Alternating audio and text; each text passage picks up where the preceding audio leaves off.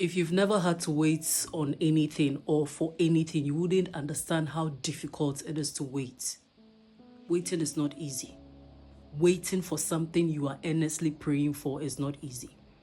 There are moments in my own life where I have waited for things to happen, and at some point I felt like God was delaying, so I tried to help God, to push God. But it ended badly. And so now I wait no matter how difficult it is to wait. Sometimes when God is making you wait for something, it's just because He also wants to prepare you mentally. He also wants to prepare you physically. Because there are things we pray for. Our current capacity cannot handle what we think we can handle. Do you understand me? There are things you are praying for. Oh God, give me this. God, give me that. But sometimes in His divine wisdom, I believe that He prepares us so that whatever it is we are waiting for, when it comes, we are built up in a way that we can handle whatever it is that we pray for. Because there are some blessings when it comes to your life, if you do not apply wisdom, it will derail you. And it can even take you far away from God. Waiting is not easy. Waiting for a good thing to come is not easy. But we must learn to also trust that whatever good thing God has said in our lives will come to pass.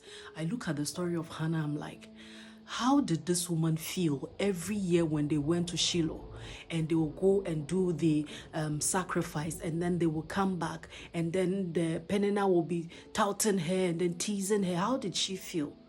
But it got to a point, she just said like, God, you know what? This is what I want. If you give me a son, I'll give him back to you. And you realize that she felt ease. So maybe you may have to change your line of prayer. Maybe you may have to tweak your mindset about what you're waiting for. Maybe you have to damn all the consequence. Like the woman with the issue of blood. You see, she's had the issue for 12 years.